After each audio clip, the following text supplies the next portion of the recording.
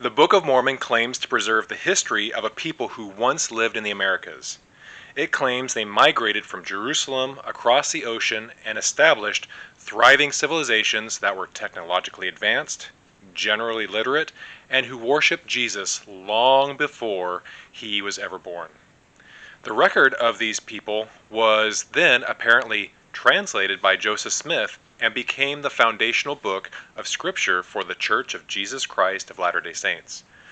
However, there is, of course, no evidence to support the historical claims of the Book of Mormon.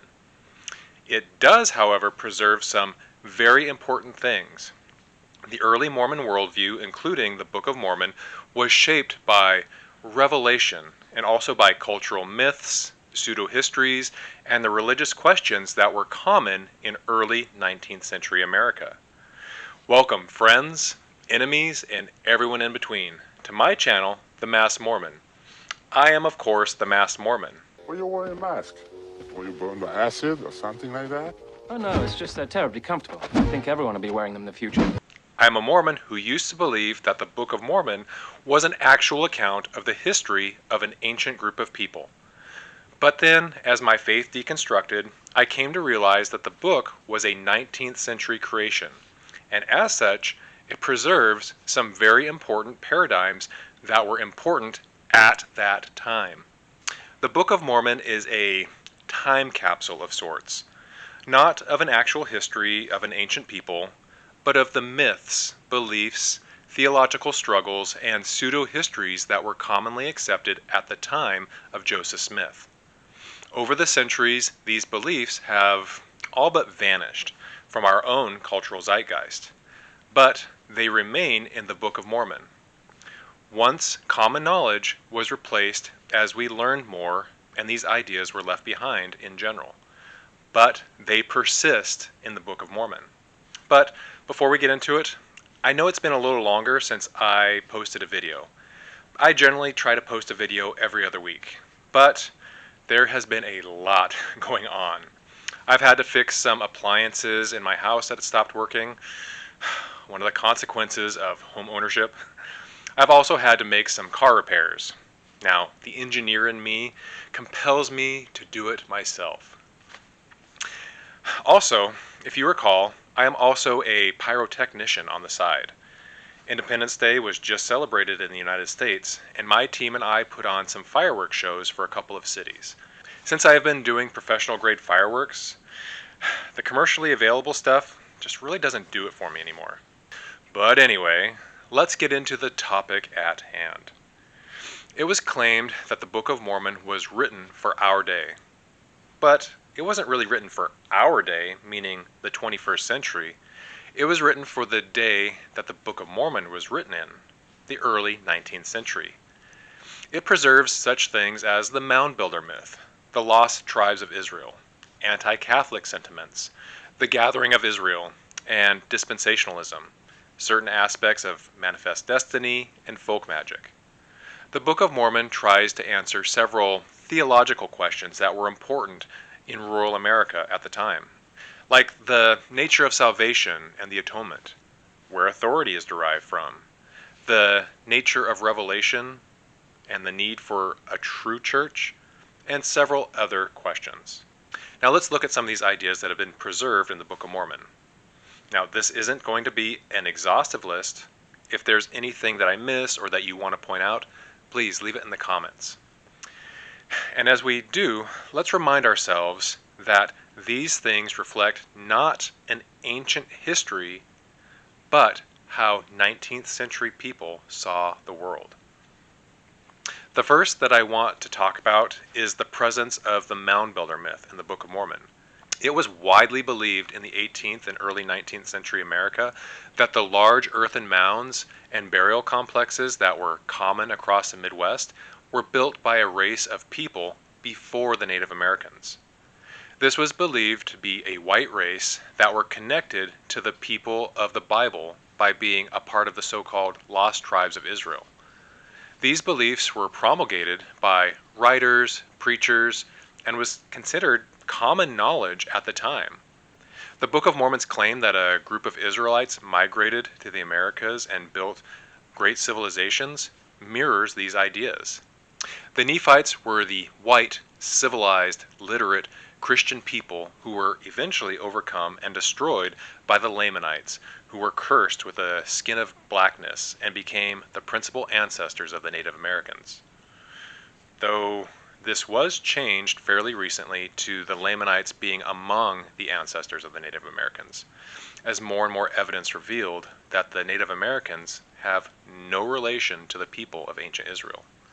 Joseph Smith's hometown of Palmyra, New York, was very near mound sites, and the region was steeped in discussions about their origins. Treasure hunting culture, in which Joseph participated himself, often involved searching for artifacts near and within these mounds, aligning with the Book of Mormon's story of gold plates buried in a hill, namely the hill Cumorah. Connected with the mound builder myth is the common belief about the lost tribes of Israel. Through history, Israel has been invaded and conquered by several empires. In the 8th century BC, the northern kingdom of Israel was conquered by the Assyrian Empire in order to establish trade routes and to establish the empire's dominance in the region. After the conquest, a large number of Israelites were deported and resettled in other parts of the empire to help disrupt local power structures and to prevent any sort of rebellion. The northern kingdom of Israel was the home of 10 of the 12 tribes of Israel, following the breakup of the kingdom more than a century earlier. These deportees were likely assimilated into the Assyrian Empire. However, this deportation contributed to the concept of the lost 10 tribes of Israel. Now, eventually, the Babylonians conquered the Assyrian Empire. As Babylon rose to prominence and the southern kingdom of Judah waned in power and influence, Jerusalem came under control of the Babylonian Empire. Now, eventually, Jerusalem rebelled against the Babylonians, and after a couple of sieges, the Babylonians sacked the city and carried off the inhabitants, some of whom would return later to reclaim the land. The rest of the people were assimilated into that empire. The Babylonians fell to the Persians, who then fell to Alexander the Great's empire, which then fractured and eventually was eclipsed by Rome. All through that time, these various empires moved through the region, scattering and absorbing the people who lived there. Legends started to develop, fueled by biblical writings and stories, that these lost tribes retained their separate identities and would one day return in the intervening centuries. There were claims that many of the people of the earth were descendants of these tribes, including the Japanese, the Maori, the Samaritans, Kurdish Jews, and even the Native Americans. The belief that the Native Americans were descendants of these lost tribes was commonplace in the 19th century. During the travels of Lewis and Clark in 1803, they were asked to record any similarities between the religious practices of the Native Americans and the Jews. Several books were published where this was a central tenet. In 1775, the book History of the American Indians tried to draw similarities between the Native Americans and the Jews. In the 1816 book, A Star in the West, or A Humble Attempt to Discover the Long-Lost 10 Tribes of Israel, argued that Native American languages descended from Hebrew. The book View of the Hebrews, a title that should sound familiar to any Mormon or post-Mormon, argued that the Native Americans were descendants of the lost 10 tribes. Though not directly derived from it, Joseph Smith and the Book of Mormon were certainly influenced by these very common ideas. The claim of the Book of Mormon is that the Nephites and Lamanites, which were of the house of Israel, were the progenitors of the Native Americans. A central belief in the Mormon Church, as spelled out in the Articles of Faith, specifically the 10th Article of Faith, is a belief in a literal gathering of Israel and the restoration of the 10 tribes. This belief eventually fell out of favor. After the 1830s, it began to wane and all but disappeared by the early 20th century. It only remained in certain Christian sects, including Mormonism. This legend as interpreted by Mormonism, is preserved in the narrative of the Book of Mormon. In the 19th century, Christianity and folk magic were intimately intertwined, especially in the backwoods. People coupled their belief in the Bible, God, and Jesus with a desire to harness and appeal to the supernatural for personal purposes, both benign and nefarious. People would appeal to certain biblical readings almost as if they were spells or way to curry divine favor. With a lack of sophisticated medicine, people would resort to healing rituals, which would include prayers, blessings, ritual healings, and the use of relics to appeal to God to heal various maladies. Now, I remember when I was a kid, I decided to read the Bible from cover to cover. As I would get into certain books, I would attribute how well my own life was going with certain books of the Bible or chapters that I was reading. It seemed to happen almost naturally. So I can see how people would attribute certain words to certain magical omens or powers. People in the 19th century would also use divination and magical objects for protection, for healing, or for finding lost items. Sound familiar? On top of that, people of the 19th century lived in a world of spirits. There were devils that would tempt you, or perhaps bind you. It was believed that you could communicate with the dead. It was also believed that there were guardian spirits watching over treasures that were buried in the earth. Now, it wasn't uncommon for some unscrupulous people to claim that they could find such treasures and perform the necessary rituals that would appease the guardian spirit. If, however, these rituals weren't performed just right, then the treasure would slip into the earth by supernatural means. Such expeditions were conducted by Joseph Smith himself, and hints of this belief made their way into the Book of Mormon, in describing how the land was cursed so that the riches of the Nephites would become slippery and they would become lost.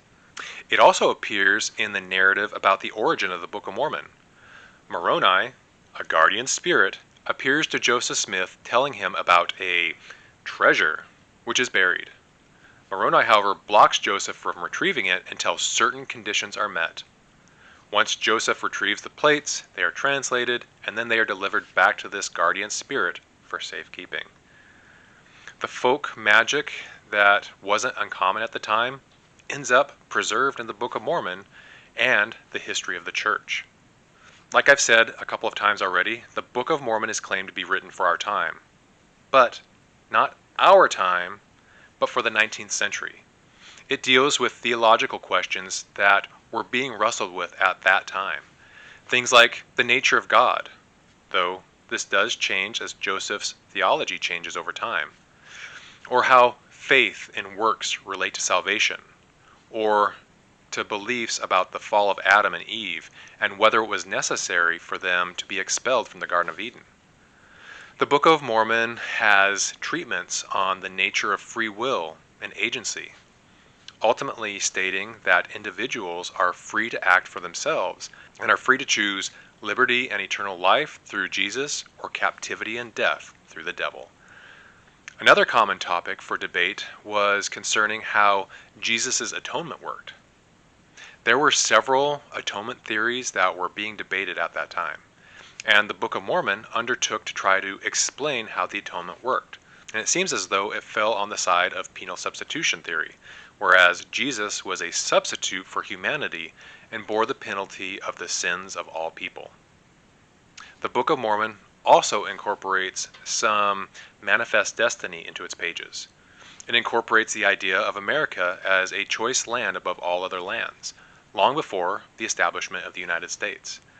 It describes Columbus and the Revolutionary War. It also mirrors in its characters important figures in early U.S. history. For instance, Moroni has a lot of parallels to George Washington. The Book of Mormon also preserves sermons and other theological concepts that were important, at least to Joseph, at the time. It expresses similar 19th century anxieties around secret societies. For instance, the Gadianton robbers in the Book of Mormon and the Freemasons in Joseph's milieu. The people of the Book of Mormon have a highly developed form of Christianity, especially considering this was hundreds of years before Jesus was ever born. The Book of Mormon contains numerous phrases, stylistic elements, and direct quotations from several works that were important in the 19th century. These sources include, of course, the King James Bible, but also things like the Adam Clarke commentary, the works of Josephus, just to name a couple of prevalent ones that have the most evidence. Other translation and revelatory works of Joseph draw from other sources as his theology evolved. Now, I'll discuss some of these other sources in other videos. The language of the Book of Mormon also mirrors 19th century English vernacular, and the style is that of a dictated work, with repeated phrases and narrative directions indicating that it was a spoken work rather than a written one. As a personal example, I work this way as I prepare scripts for my videos. Now, I do write everything down, but I write it in a way that is meant to be spoken instead of read. When I have someone edit my scripts, they will often comment that the text feels more like something that would be spoken instead of written. What's more is that the Book of Mormon text lacks the linguistic features that would be consistent with ancient Semitic or Mesoamerican texts. Now, this is of course not an exhaustive list, but it's meant to show that though the Book of Mormon isn't an artifact of an ancient civilization, it is an artifact showing a snapshot of sorts of what concerned people in the early 19th century. And I think this makes it especially fascinating. The Book of Mormon is kind of like a time capsule of the debates in mythology and theological priorities that were important at that time. A common description of the Book of Mormon, like I said, is that it was written for our day. Well, like I said, this isn't exactly true. It was written for Joseph Smith's day. Now, one of his contemporaries would have been able to recognize immediately the issues that were being discussed in its pages and their contemporary import. But a lot of this is lost on us because we are now 200 years removed from those issues. Now, it is true that a member can read whatever significance or meaning into the book's passages now that they want, but I am sure that it would have been a much different experience back then. Granted, as described by Mark Twain, the Book of Mormon being chloroform in print, it is still boring today. But what else does the Book of Mormon preserve in its pages that were important in the early 19th century? Let me know down in the comments. And if there's something you would like me to cover in a future video, also leave a comment. And if you like what I do, please press the like button and subscribe, and I'll see you in the next video.